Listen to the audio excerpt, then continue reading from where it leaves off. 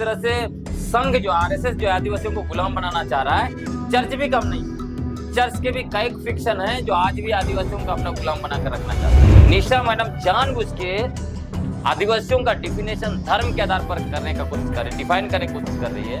ये थोड़ी होने वाला है। आज भी सरकारी नौकरी करके घूम रही है, तो नौकरी रिजाइन करे ना, इतना ताकत है। नौकरी रिजाइन करे और आ जाए मैदान में।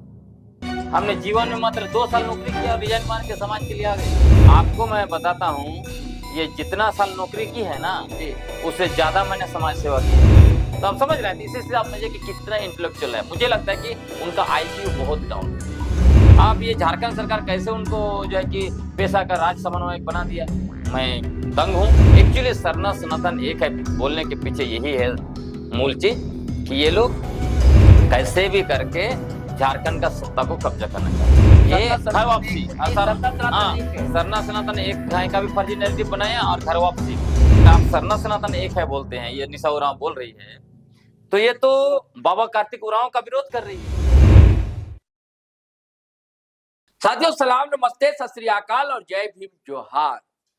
साथियों पेशा रूल तो बन गया, नियमावली बन गई, लेकिन इसमें परंपरा का जो पालन होना चाहिए उसका अनुपालन नहीं किया गया।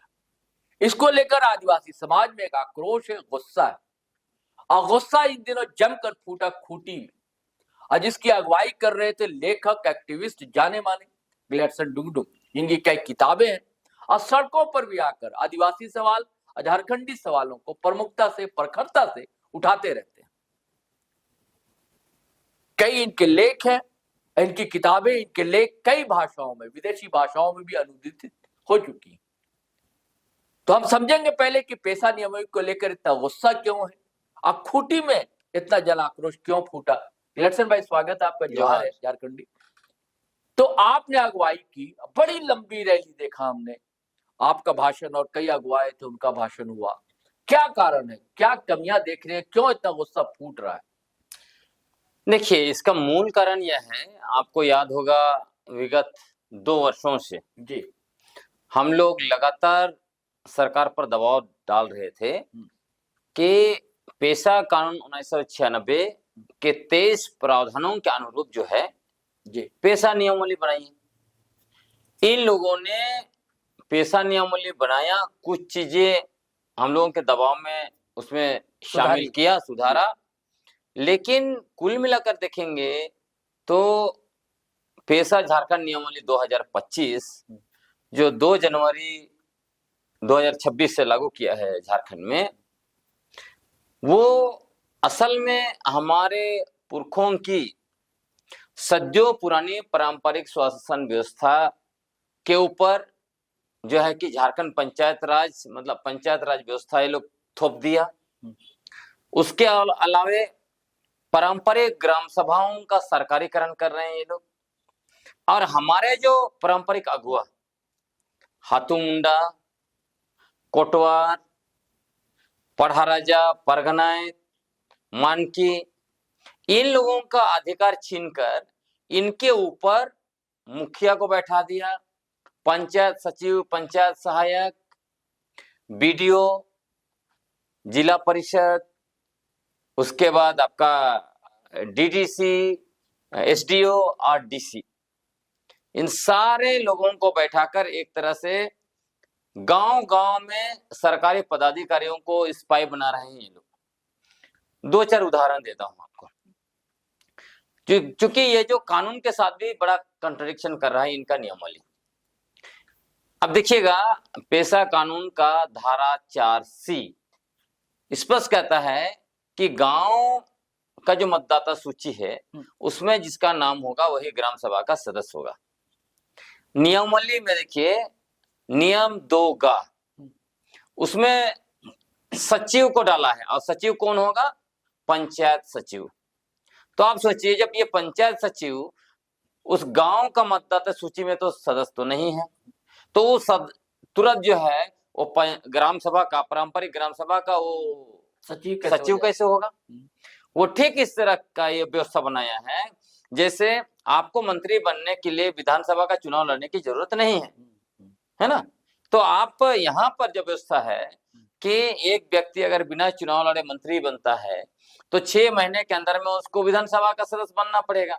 और वहां जो है जो सचिव बनेगा कोई जरूरत उसके लिए ग्राम सभा का सदस्य बनने का कोई जरूरत नहीं है। तो हम पूछना चाहते हैं माननीय मुख्यमंत्री हेमंत सोरेन से, और जो भी माननीय मंत्री, विभागीय मंत्री और बाकी मंत्री भी हैं, बहुत क्रांति बात करते हैं, जेएमएम और कांग्रेस के नेता, आप बताइए ये व्यवस्था कैसे आप चला रहे हो?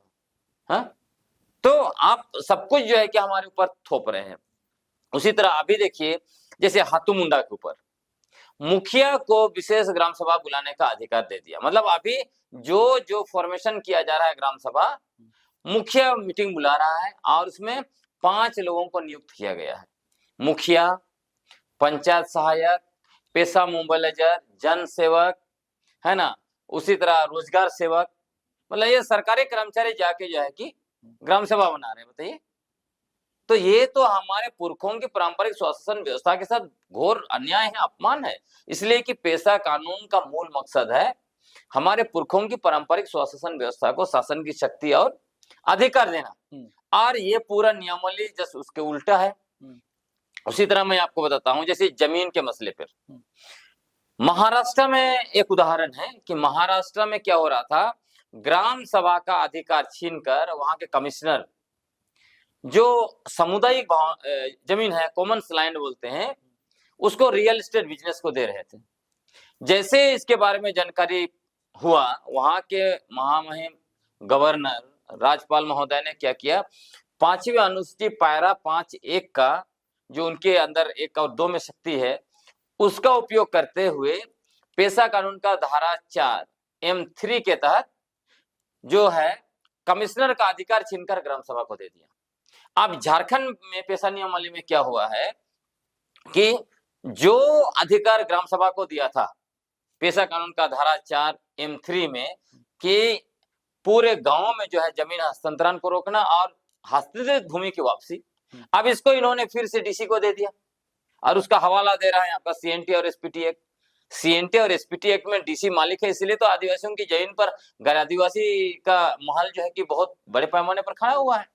तो ग्राम सभा का अधिकार इन लोगों ने छीन लिया। और इसमें हमारे जो पारंपरिक अगुआ हैं ऊपर लेवल का, चाहे पढ़ा राजा हो, परगनायत हो, या ये क्या बोलते हैं मानकी हो, इनका अधिकार छीन लिया, इनको कोई अधिकार नहीं दिया, जिसके बदौलत हमारे पुरखे ब्रिटिश हुकूमत के खिलाफ 200 साल तक संघर्ष किए और उनका अधिकार छीन लिया, पंगु बना दिया अब वो सरकार ने।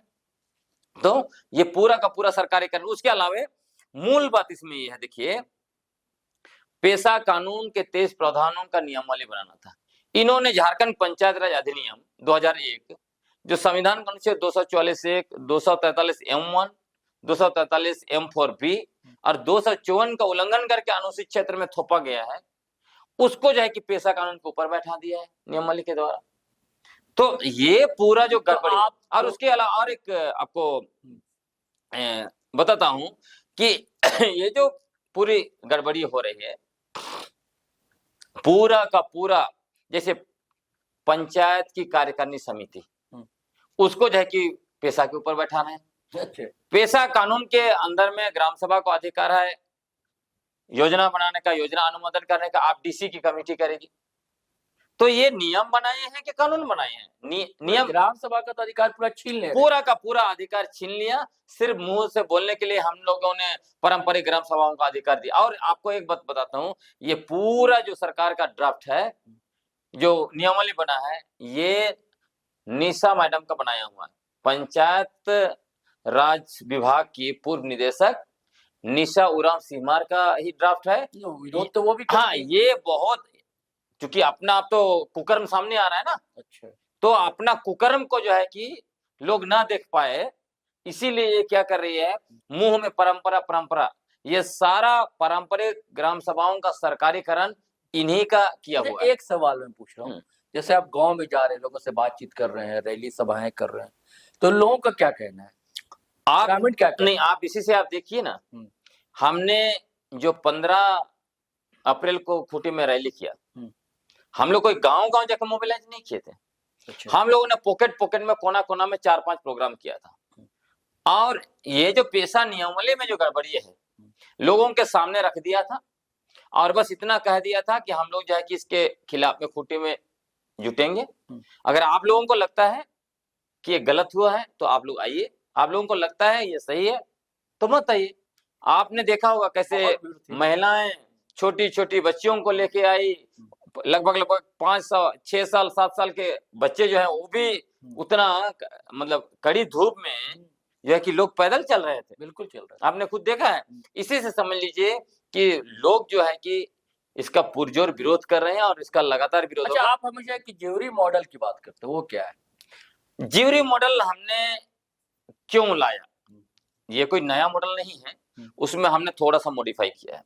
मॉडिफाई इस संदर्भ में, पहले अगर देखेंगे पारंपरिक स्वशासन व्यवस्था में तो जो ग्राम सभा होता था उसमें भी 4-5 लोगों को जिम्मेवारी दी जाती थी, हालांकि उसको कार्यकारिणी समिति नहीं कहा जाता था, तो उसी तरह का ये समिति है। अब इसमें हमने क्या मॉडिफाई किया, क्योंकि हमारे पुरखों की पारंपरिक स्वशासन व्यवस्था को बदनाम किया गया। बदनाम इसीलिए किया गया ताकि पंचायत व्यवस्था हमारे आदिवासियों पर थोपा जाए, तो कहा जाता था कि ये परंपरावादी है ना। और इसमें सबसे ज्यादा बदनाम करने वाले में सारे लोग हैं।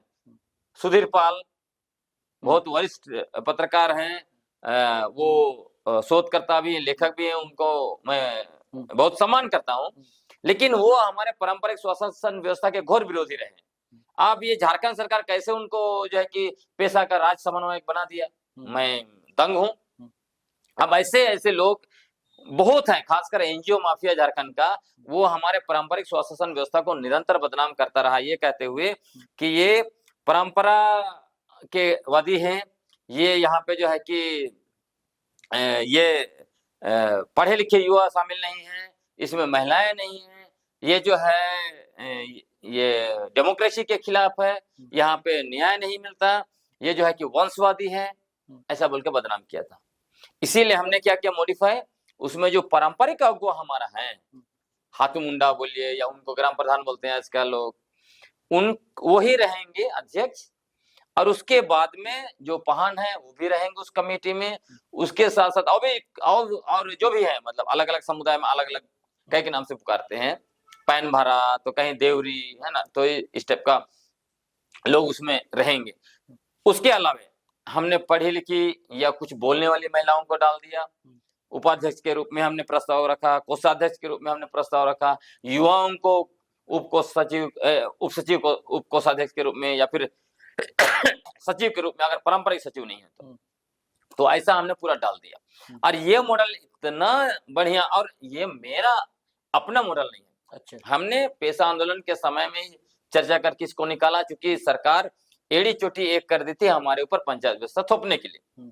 और आप देखिएगा पेशा नियमावली, इससे पहले वाला ड्राफ्ट, उसमें आप देखिएगा एक चैप्टर था, चैप्टर नंबर 7, उसमें उन्होंने 9 समिति का प्रस्ताव दिया था सरकार ने।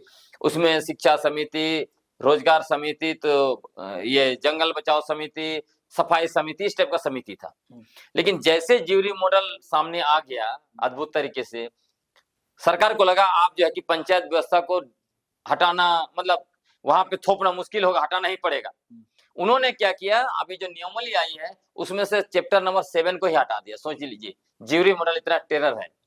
उसके बाद ये मॉडल के द्वारा एक से कम हुआ, ये गांव से जो है कि लोग रॉयल्टी ले रहे हैं बालू का, है ना, वहां का डिस्ट्रिक्ट ये डीएमओ डिस्ट्रिक्ट मिनरल ऑफिसर ने धमकी दिया, उसके बाद भी जो है कि हम लोगों ने उनके ऊपर कार्रवाई करने की चिट्ठी लिखा और उन पर कार्रवाई हो गई, हाँ, डिस्ट्रिक्ट माइनिंग ऑफिसर इनफैक्ट। तो उसके बाद में वहां आप देखिएगा ज्यूरी मॉडल ने अफीम की खेती को रोक दिया, वहां शराब खरीद बिक्री होता था बड़े पैमाने पर, उसको बंद करवा दिया।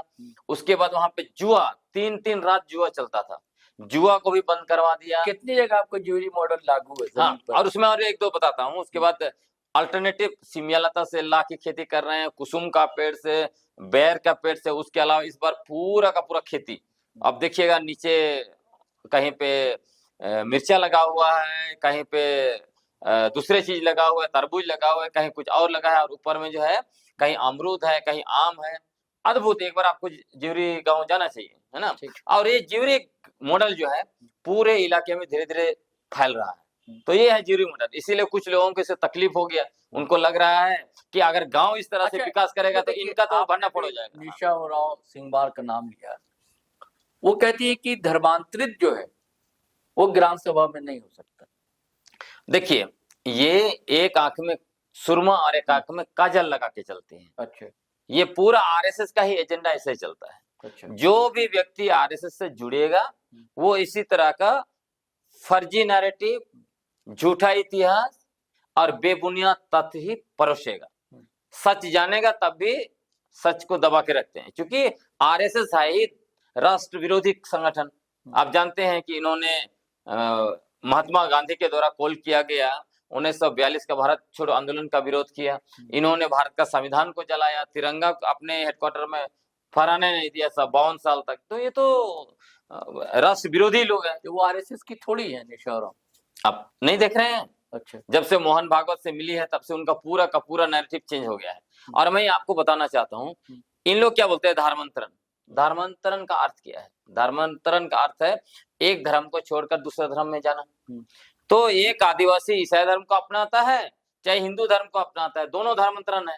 तो आरएसएस ने अपने तरीके से फर्जी नैरेटिव बनाया, आदिवासियों का बड़े पैमाने पर थोक भाव से हिंदूकरण किया जा रहा है। उसी को छुपाने के लिए वो लोग उसको क्या बोलता है, ये घर वापसी, सरना सनातन एक है का भी फर्जी नैरेटिव बनाया और घर वापसी। आदिवासी जब प्राकृतिक पूजक है, सरना धर्म को मानता है, तो वो हिंदू धर्म में कैसे आएगा? क्योंकि दोनों में तो जमीन आसमान का फर्क है, दोनों का हर चीज फर्क है, कहीं एक नहीं हो सकता। आप बोलिएगा सरना सनातन एक है, जिस तरह से लोग जस्टिफाई करता है कि बोलता है दोनों प्रकृति का पूजा करता है, उस हिसाब से आदिवासी और गैर आदिवासी भी अलग नहीं होना चाहिए। हम और आप में भी अलग नहीं होना चाहिए, क्योंकि आदिवासी मूल स्वर तो धर्म का एक ही होता है। नहीं, आदमी का देख लीजिए ना पहले। अगर वो बोलते हैं क्योंकि मतलब उसमें प्रकृति का पूजा करते हैं इसलिए दोनों एक ही है, तो भाई आप भी खाना खाते हैं, हम भी खाते हैं, आपका भी नाक है, आपका भी 2 आंख है, आपका भी मुंह है, आपका भी 2 ही हाथ पैर है, 2 ही कान है, एक ही सिर है। चांद को आप भी स्वीकार करते हैं, सूरज को बिल्कुल सबको। तो फिर मसला क्या है? मसला इसीलिए है कि एंथ्रोपोलॉजी क्या बोलता है, आदिवासी लोग कद में छोटे होते हैं, नाक चौड़ा होता है, उनका होठ मोटा भी होता है, हाँ वो गेहुआ या रंग काला होता है, ये अंतर है ना। तो इसको तो समझना पड़ेगा। एक्चुअली आरएसएस जानबूझ के इस तरह का बोलता है। रंग काला जरूरी नहीं हो, जैसे नॉर्थ ईस्ट का आदिवासी होते हैं, नहीं वो जरूरी मेन तो रंग में नहीं भी चाहिए, चेहरा बनावट। लेकिन एक्चुअली जो आपका अफ्रीकन ओरिजिन का मैं बात कर रहा हूँ, वो हमेशा आपका रिफ्लेक्ट करेगा, वो करेगा। अब आपको मैं बता रहा हूँ, ये जो सरना सनातन एक है का फर्जी नैरेटिव बनाते हैं लोग, ये टोटल फर्जी है। और ये कब से लाया? 2014 में आरएसएस ने लाया। अगर सरना सनातन एक ही थे तो एक बोलने का जरूरत क्या है भाई? तब तो फिर रामनवमी का जुलूस में सरना झंडा बराबर दिखना चाहिए, इधर आपका सरोल का जुलूस में रामनवमी झंडा दिखना चाहिए। आपको ये दिखाई देगा कि जो आदिवासी हिंदू धर्म को मानते हैं उनके घरों में सरना झंडा भी दिखेगा और जो है कि महावीर झंडा भी दिखेगा। लेकिन सनातनी हिंदुओं के घरों में हमको बताइए ना, जहाँ पे सरना झंडा दिख रहा है, मतलब महावीर झंडा के साथ में नहीं दिखेगा। दिखेगा कई जगह मंदिर में इधर उधर जबरदस्ती, मतलब आप मेरे हैं बोलने जैसा डाले वो अलग बात है, लेकिन घरों में दिल में नहीं है तो घर में कैसे रहेगा? और देखिए उत्पत्ति, मैंने पहले भी बहुत कहा है, उत्पत्ति दोनों का बिल्कुल है अलग। सनातन धर्म की उत्पत्ति ब्रह्मा ने किया है कि उन्होंने मुंह से ब्राह्मण का रचना किया, उन्होंने देवताओं की रचना की, उन्होंने मनुष्य को पैदा किया। इधर 4 वर्ण में तो आदिवासी नहीं है ना, नहीं, इसलिए बोल रहा हूँ। और इधर देखिए, इधर आदिवासी तो प्राकृतिक रूप से पैदा हुआ है ना। सिंह बोगा ने केकड़ा से, कछुआ से और केचुआ से धरती को बनाया है ना। आदिवासी मुंडा लोग हंस का अंडा से बना, ये एक कथा है। और बेसिक चीज, आदिवासी कबीलायित है, कबीलाई व्यवस्था जहाँ पे समानता है। और हिंदू, सनातन हिंदू लोग वर्ण और जाति व्यवस्था है, वहां पे पूरा का पूरा भेदभाव जाति के आधार पर, वर्ण के आधार पर, रंग के आधार पर, लिंग के आधार पर, पूरा भेदभाव का समाज है वो। हाँ, कैसे एक है हर एक चीज। पूजा देख लीजिए आप, पूजा में देखिए शुद्धिकरण, गंगा जल से शुद्धिकरण करते हैं सनातन हिंदू लोग। आदिवासी सफेद मुर्गा का खून से शुद्धिकरण करते हैं। आदिवासी हड़िया चढ़ा रहे हैं, वो क्या चढ़ा रहे हैं? कोई मंदिर में आप देखिए ना कि हड़िया चढ़ रहा है या कहीं पे मुर्गे की बलि दे रही है, नहीं, कहीं पे कुछ नहीं मिलता है। और अभी भी सरना सनातन एक है बोल के जितना सम्मेलन हो रहा है झारखंड में, देखिएगा सामने वाले सारा कुर्सी में कौन बैठे हैं? सारा ब्राह्मण लोग बैठा हुआ है। वहां एक भी आदिवासी पाहन को नहीं बैठाया। अगर किसी को पाहन का दलित नहीं, कोई है तो पीछे है, दलित ओबीसी नहीं हाँ, मिलेगा। फिर भी वो बोलेंगे सरना सनातन एक। एक्चुअली सरना सनातन एक है बोलने के पीछे यही है मूल चीज कि ये लोग कैसे भी करके झारखंड का सत्ता को कब्जा करना चाहते हैं। इनको पता है कि आदिवासियों को सरना ईसाई के नाम पर, धर्मांतरण के नाम पर लड़वा कर ही बीजेपी झारखंड में 13 साल 63 दिन तक शासन किया।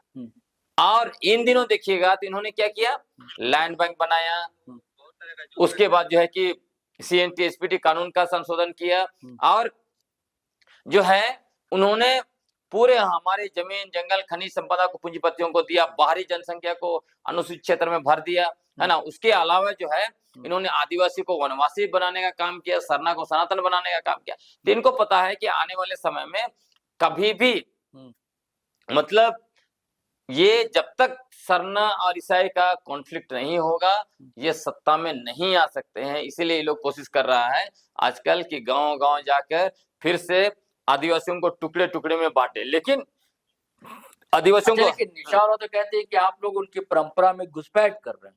कौन? निशा उरांव कहती है। किसकी परंपरा? जो आदिवासी परंपरा है, सरना परंपरा, तो आप लोग धर्मांतरित है। निशा उरांव के बाप मुझे देखिए एक लाइन वो लिखती है एक पोस्ट में, निशा उरांव, देखिए सुनाता हूं मैं, लिखती हैं कि मेरे पेशा आंदोलन को टक्कर देने के लिए सिमडेगा के एक धर्मांतरित खड़िया आदिवासी को खड़ा किया गया था। 2024 से पहले ये आदमी पेशा आंदोलन से जुड़ा भी नहीं था। ये सीधे सीधे लगता है इशारा आपकी तरफ। आपको मैं बताता हूँ, ये जितना साल नौकरी की है ना जी, उससे ज्यादा मैंने समाज सेवा किया है, ज्यादा आदिवासियों के लिए लड़ा है। मैं जानता हूँ। इनको क्या पता ये आज भी सरकारी नौकरी करके घूम रही है। एक दिन नौकरी रिजाइन करे ना, इतना ताकत है तो नौकरी रिजाइन करे और आ जाए मैदान में। हमने जीवन में मात्र 2 साल नौकरी किया और रिजाइन मार के समाज के लिए आ गए। ताकत है? ताकत नहीं ना है। इसीलिए तो इनको पंचायत राज विभाग से एक हटाया गया। क्यों हटाया गया? एक सरकारी पदाधिकारी मतलब पब्लिक में पॉलिटिकल स्टेटमेंट दे रही है, नफरत फैला रही है। ये तो समझ लीजिए कि भारत में नफरतियों का ही RSS का सरकार है ना देश में। नहीं तो आज तक इनका जो है कि इनको वहां से भी बेदखल कर दिया गया होता। इनको पता ही नहीं है। आपको बताता हूं कि ये जो बोल रहे हैं मुंडा इलाके में जितने लोग गांव बसाया, क्या इनके बाप दादों ने गांव बसाया क्या? इनके बाप दादों तो बहुत सारे जो है कि मुंडाओं का जो है कि जमीन छीन के बैठा हुआ है। ये इनको पता होना चाहिए। और ये सरना बोल रही है, इनके बाप दादा सरना पूजा करते थे क्या? ये सरना पूजा मुंडाओं से इन लोगों ने कॉपी किया है। इनके बाप दादा कभी सरना पूजा नहीं किया। इतिहास इनको पता ही नहीं है। ऐसा बोलना नहीं चाहिए। वो तो है, लेकिन सच्चाई यही। आप चलिए, आप AC रॉय का किताब पढ़िए, उरांव छोटानागपुर। क्या लिखा है AC रॉय ने? उन्होंने बेड़ों का उदाहरण दिया है 3 गांव का। वहां आज भी पाहन कौन है? मुंडा समुदाय से। क्यों? क्योंकि जब मुंडा लोग इधर से गए तो उरांव लोगों को तब तक पूजा पाठ नहीं आता था, तो कौन पूजा करेगा वहां पर? ये लोग डरते भी थे, अगर ये लोग सब चले गए तो पता नहीं अनहोनी हो जाएगा। रोहतास से आए ना, हाँ, रोहतासगढ़ से आए और सब कुछ जैसे पढ़ा व्यवस्था, क्या पढ़ा व्यवस्था इनके पुरखों का था क्या? पढ़ा व्यवस्था सब जगह मुंडाओं से लिया है। अब इतिहास ढूंढ के देख लीजिए। हाँ, कोई लोग हल्ला करेंगे कि ग्लैडसन ने ऐसा बोल दिया, लेकिन सच्चाई यही है। पढ़ा व्यवस्था मुंडाओं से लिया हुआ पढ़ा व्यवस्था है उरांव लोग लिए। ये पूजा पाठ, सरना धर्म सब कुछ मुंडाओं से लिया गया ये व्यवस्था है ना। और ये भी मैं बताता हूँ, धरती आबा भगवान बिरसा मुंडा, मतलब ये लोग क्या कहते हैं, आधा आधा चीज को लेते हैं। ये सरना सनातन एक है। अगर आप सरना सनातन एक है बोलते हैं, ये निशा उरांव बोल रही है, तो ये तो बाबा कार्तिक उरांव का विरोध कर रही है। क्योंकि बाबा कार्तिक उरांव ने क्या कहा? उन्होंने कहा कि आदिवासियों के घरों में हिंदू देवी देवताओं के लिए कोई जगह नहीं है। आदिवासी प्रकृतिवादी हैं और हिंदू ईश्वरवादी हैं। ये बाबा कार्तिक उरांव के द्वारा लिखा हुआ है। इसका मतलब निशा उरांव बाबा कार्तिक उरांव के से भी ऊपर हो गई।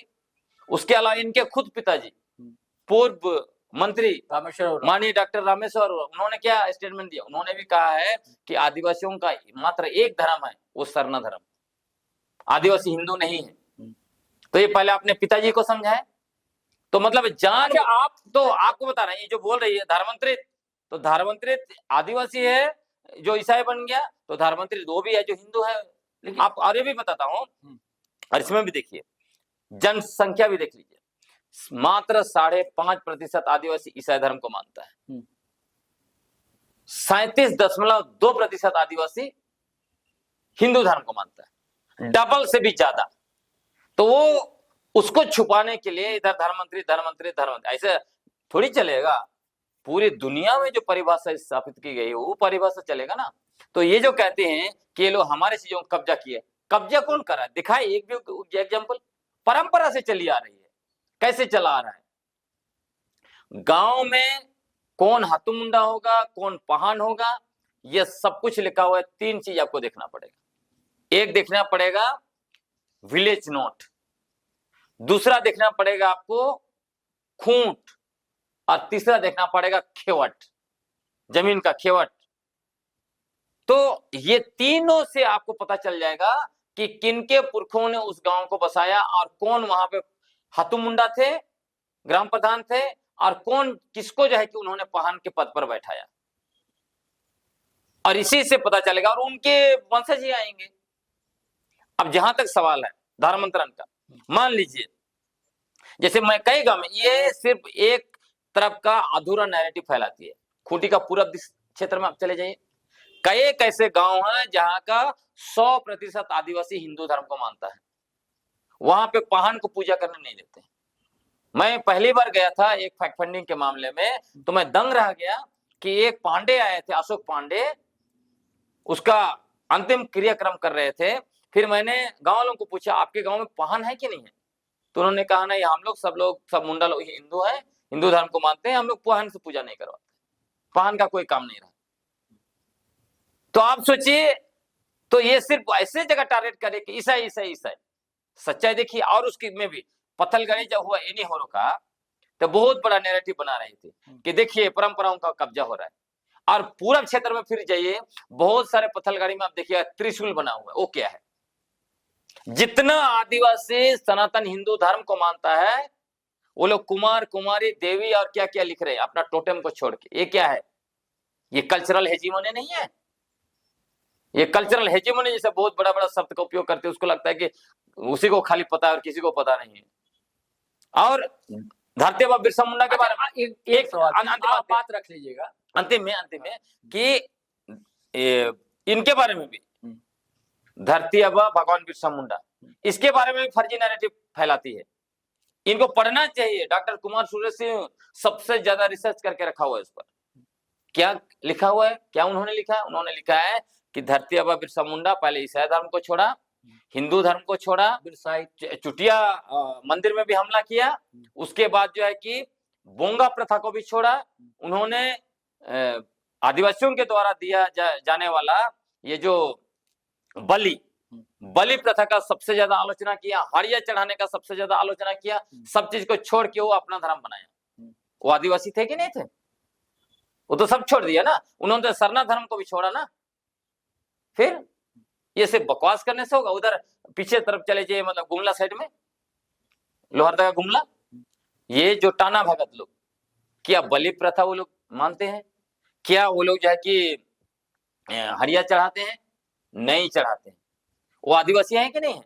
उसके अलावा 2011 का जनगणना में 25,000 आदिवासियों ने लिखा कि वो कोई धर्म को नहीं मानते।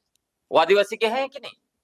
आदिवासी का कोई धर्म से उसका पहचान का कोई मतलब नहीं। आदिवासी क्या है? धर्म पूर्वी है। ये जो सरना पूजा वगैरह शुरू हुआ, ये 5,000 साल के अंदर का बात है। अगर आउट ऑफ अफ्रीका थ्योरी की आप देखिएगा तो लगभग 65,000 साल तक हमारे पुरखे भगवान को नहीं जानते थे, कोई पूजा पाठ नहीं करते थे। तो हमारे पुरखे वो थे ना। हमारे पुरखे तो धर्म आया तब से पूजा पाठ करने वाले तो नहीं हमारे पुरखे। फिर निशा मैडम जानबूझ के आदिवासियों का डिफिनेशन धर्म के आधार पर करने का कोशिश कर रही है, डिफाइन करने की कोशिश कर रही है। ये थोड़ी होने वाला है। देखिए, निशा और राव भी पढ़ी लिखी है, विदुषी है, ऐसा नहीं। लेकिन उनका जो स्टेटमेंट है तो कोई विदुषी दिखता ही नहीं है। आपको एक उदाहरण कहना नहीं, मैं लॉजिकली बताता हूँ। उनका पेशा ड्राफ्ट। आप इतना 36 का आंकड़ा क्यों? आप इतना आप सुन लीजिए आप सुन लीजिए कि उनका पेशा ड्राफ्ट उठाइए और पेशा कानून आज सबसे ज्यादा पेशा कानून की बात करती है। अगर ये विद्वान होती तो कंट्राडिक्शन वाला जो है कि नियमावली नहीं बनाती। पेशा कानून का धारा 4C बोलता है कि जो मतदाता सूची में जिसका नाम होगा गांव में, वही जो है कि ग्राम सभा का सदस्य होगा। तो नियमावली में नियम 2 गांव में इसने क्यों लिख दिया कि पंचायत का सचिव जो है कि ग्राम सभा का सचिव होगा, जबकि वो तो सदस्य भी नहीं है ग्राम सभा का। कंट्राडिक्शन है ना भाई, कैसे पढ़ी लिखी है, इसीलिए सर आईएएस नहीं बन पाई हमको लगता है। और उसी तरह कई एक चीज उनका टोटल मतलब निशा उरांव सीमार मैडम सिर्फ एक ढेला फेंकवा है। जैसे कुछ लोगों को देखिएगा निशाना मारने नहीं आता है आम का, तो उनको लग रहा है आम खाना है, लार चू रहा है, मारने तो आता नहीं है, तो ढेला फेंकते रहते हैं। शायद जिधर ज्यादा झुंड है उधर फेंक दो, किसी को लग जाएगा तो गिरेगा। लेकिन जिनको ढेला फेंकने भी नहीं आता, पेड़ में क्या फेंकेंगे, दूसरे तरफ फेंक रहे हैं। तो निशा उरांव सीमा ऐसे ढेला फेंक रही लगातार। शुरू क्या ढेला फेंकी थी, जब पंचायत राज में विभाग में डायरेक्टर थी, उन्होंने कहा था पेशा नियमावली, पेशा कानून सिर्फ और सिर्फ रूढ़ी जन आदिवासियों के लिए है। तब मैंने तुरंत कानून का कॉपी निकाला और उनको बताया कि मैडम आप पढ़ लीजिए पेशा कानून का धारा 4C, पंचायत राज की डायरेक्टर हैं, कोई मामूली पद पर आप नहीं है। क्या लिखा है, गांव का मतदाता सूची में जिसका नाम होगा वो सदस्य होगा। तो इसके बाद वो नैरेटिव चेंज हो गया, तो उसको लगा वो पढ़ ही नहीं थे। आप सोचिए कि उन्होंने एक संगठन भी बनाया था, रूढ़ी जन आदिवासी समन्वय समिति, खत्म हो गया। क्यों? आजकल रूढ़ी जन, रूढ़ी प्रथा नहीं बोलती, आजकल परंपरा। उनको पता चला कि रूढ़ी स्टैग्नेंट रहता है और परंपरा बदलता है। तो आप समझ रहे थे, इसी से आप समझिए कि कितना इंटेलेक्चुअल है। मुझे लगता है कि उनका आईक्यू बहुत डाउन है। ये आपके आरोप है भाई?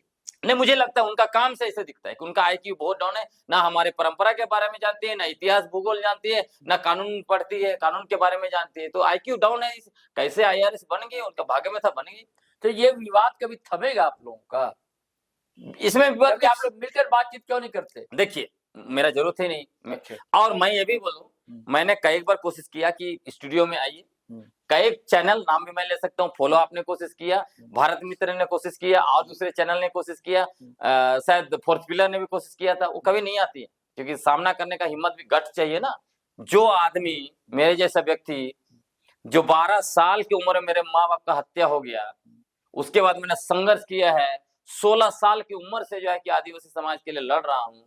मेरे से टकराने का दम है उसके ऊपर? उसके अंदर मेरे से टकराने का दम नहीं है। जो बोलते हैं ना, सोना जैसे तप के निकला है ना, कुंदन भट्टी से तप के निकला है, उससे आप टकरा नहीं सकते। और आपको मैं बताना चाहता हूँ, ये सारा नैरेटिव आरएसएस का है। इसलिए मैं आदिवासी भाई बहनों से कहना चाहता हूँ कि हमारे मूल मुद्दे धर्मांतरण, डिलिस्टिंग, जल जंगल आरक्षण, ये सब नहीं है जी। ये आरएसएस के द्वारा हमारे ऊपर थोपा गया है, ताकि वो लोग हमें डाइवर्ट करके हमारी जमीन, इलाका, प्राकृतिक संसाधनों को पूंजीपतियों को दे। छत्तीसगढ़ में हो रहा है, उड़ीसा में देखिए, नियमगिरी का बगल वाला जंगल पहाड़ जो है, बॉक्साइट माइनिंग, उसको भी अभी उड़ीसा का बीजेपी की सरकार लूट के वेदांता कंपनी को दे रही है। तो ये देखना पड़ेगा। हाँ, इसीलिए मैं कह रहा हूँ कि हमारे मूल मुद्दे क्या है, आदिवासी स्वायत्ता। हम गुलाम नहीं बनेंगे। जैसे झारखंड पंचायत राज विभाग हम लोगों को पेशा नियमावली के द्वारा गुलाम बनाना चाहता है, हम लोग गुलाम नहीं बनेंगे। स्वायत्ता को लेकर हमारे पुरखे ब्रिटिश हुकूमत के खिलाफ 200 साल तक संघर्ष किया। अपना इलाका, अपनी जमीन, अपना स्वायत्ता, खनिज संपदा, सारे चीज को लेकर। तो हमारे मुद्दे, हमारी स्वायत्ता, हमारी जमीन, हमारा इलाका, हमारा प्राकृतिक संसाधन, हम लोगों को अपनी जल जंगल, जमीन, खनिज संपदा और अपना आदिवासी भाषा, संस्कृति, परंपरा, रीति रिवाज, आदिवासी समुदाय को बचाने के लिए लड़ाई लड़ना। आप कहना चाहते हैं कि आदिवासी जो है न संघ का गुलाम बनेगा, न सरकार द्वारा थोपे गए कानून उसका भी नहीं बनेगा। आप जोड़ देता हूँ, चर्च का भी गुलाम नहीं बनेगा। चर्च का भी गुलाम, इसलिए कि एक तरफ जिस तरह से संघ जो आरएसएस जो आदिवासियों को गुलाम बनाना चाह रहा है, चर्च भी कम नहीं है। चर्च के भी कई फ्रिक्शन है जो आज भी आदिवासियों का अपना गुलाम बनाकर रखना चाहते हैं। वो भी हम लोग नहीं बनेंगे। हम लोग किसी के गुलाम नहीं बनेंगे, क्योंकि हमारे पुरखे 200 साल तक संघर्ष किए, हम भी संघर्ष करेंगे। और ये जितनी भी ताकतें हैं, हम आदिवासियों का अपना गुलाम बनाना चाहते हैं, चाहे वो पंचायत विभाग हो, चाहे आरएसएस हो, चाहे चर्च का कुछ तबका हो, हम सबके खिलाफ लड़ाई लड़ेंगे। बहुत ही प्रखरता से बात रखी है दोस्तों ग्लैडसन डुगडुग ने। आदिवासी आदिवासी रहेगा, आदिवासियत के साथ छेड़छाड़ कतई बर्दाश्त नहीं की जाएगी, चाहे वो मिशनरी हो, चाहे वो संघ हो, चाहे सरकार द्वारा थोपा गया कोई कानून हो, जैसे कि पेशा रूल है जिसका विरोध हो रहा है। चलिए साथियों, आज्ञा दीजिए, इजाजत दीजिए। कलेक्शन भाई आपको शुक्रिया आने का। जोहार। लेकिन आपसे गुजारिश है, आग्रह है कि अगर आपने हमारा चैनल सब्सक्राइब नहीं किया तो कर लीजिए। फेसबुक पर देख रहे हैं तो ज्वाइन बटन तो नहीं है, लेकिन फॉलो कर लीजिए पेज। और इस वीडियो को तो दोस्तों धड़ाधड़ फटाफट खटाखट शेयर कीजिए, लाइक कीजिए, कमेंट कीजिए। आज्ञा दीजिए, इजाजत दीजिए। जय हिंद, जय भारत।